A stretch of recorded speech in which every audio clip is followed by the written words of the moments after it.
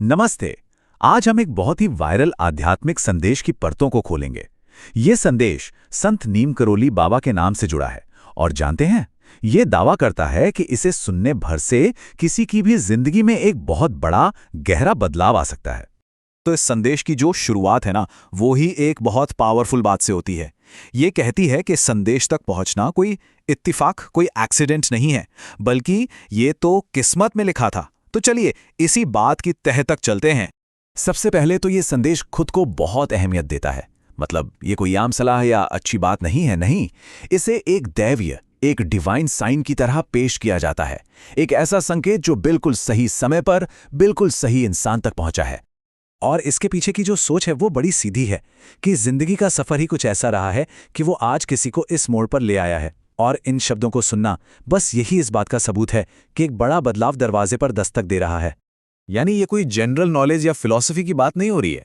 ये तो सीधा ऊपर से किसी दिव्य शक्ति का भेजा हुआ पैगाम है। और इससे सुनने वाले को ये एहसास होता है कि अरे, उसे किसी खास मकसद के लिए चुना गया है। अब यहाँ एक और दिलचस्प बात आती है। संदेश ये भी बताता है कि आखिर ये संकेत मिलता किसे है। तो ये उन लोगों तक पहुंचता है जिनकी आत्मा गहरी है, जिनका दिल साफ है और जिनकी किस्मत वो असाधारण है।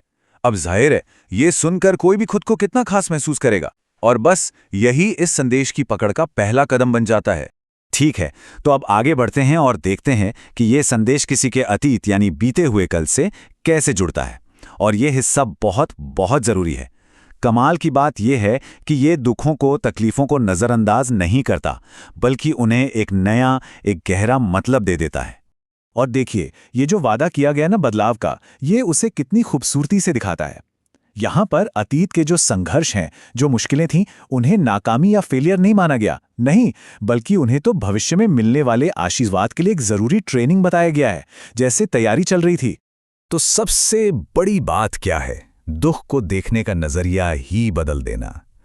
संदेश का सार यही है कि हर रुकावट, हर देरी असल में एक बहुत बड़ी किस्मत के लिए तैयार करने की एक डिवाइन प्लानिंग का हिस्सा थी। तो अतीत को एक नया मतलब मिल गया। इसके बाद संदेश बताता है कि भाई भविष्य में क्या होने वाला है। और यहाँ एक बहुत बड़ा शिफ्ट है। ये समझाता है कि अब चीजें किसी की कोशिशों से नहीं, बल्कि सीधे ब्रह्मांड के दखल से बदलेंगे। तो संदेश एक पूरी प्रक्रिया सामने रखता है, जिसमें इंसान को अब और स्ट्रगल करने की जरूरत ही नहीं है। क्यों?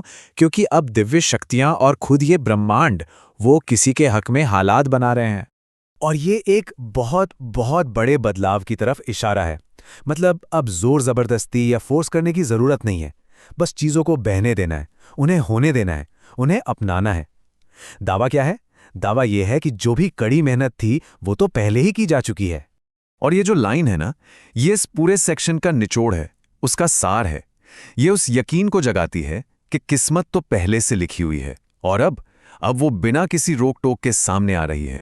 लेकिन रुकिए, ये बदलाव सिर्फ बाहरी दुनिया तक सीमित नहीं है।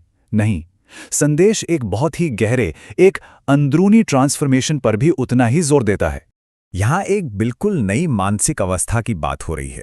और ये कोई लापरवाही नहीं है, बल्कि ये तो तजुर्बे से आई हुई एक समझदारी है, एक शांति है। तो ये सारे बदलाव असल में दिखाते क्या हैं? ये दिखाते हैं कि कैसे कोई इंसान बाहरी दुनिया पर सिर्फ रिएक्ट करने के बजाय अपने अंदर की आवाज़, अपने इंट्यूशन से चलने लगता है। डर की जगह एक गहरा आत्मविश्वास ले लेता है और दूसरों से वैलिडेशन लेने की जो ज़रूरत होती है ना, वो ख़त्म हो जाती है। तो अब एक सवाल मन में आता है कि भाई अगर सब कुछ ब्रह्मांड ही कर रहा है, तो फिर इंसान का क्या रोल है? उसे क्या करना है? तो बस जो आखिरी हिस्सा है वो इसी नई सच्चाई में जीने का रास्ता दिखाता है। संदेश जितनी भी बातें हैं सबको सिर्फ एक चीज में समेट देता है, और वो एक चीज है विश्वास, ट्रस्ट। मतलब अब आगे का रास्ता कुछ और करने का नहीं है, बल्कि सिर्फ विश्वास करने का है। तो देखिए, सबसे जरूरी बात क्या है? आखिर में जो करने के लिए कहा गया है वो असल में कुछ ना करना है ना? ये एक तरह का पैराडॉक्स। ये कंट्रोल छोड़ने और बस ब्रह्मांड की प्रक्रिया पर पूरा भरोसा करने की बात करता है। तो आखिर में हम क्या देखते हैं? हम देखते हैं कि ये संदेश कैसे उम्मीद की एक बहुत ही मजबूत कहानी बुनता है।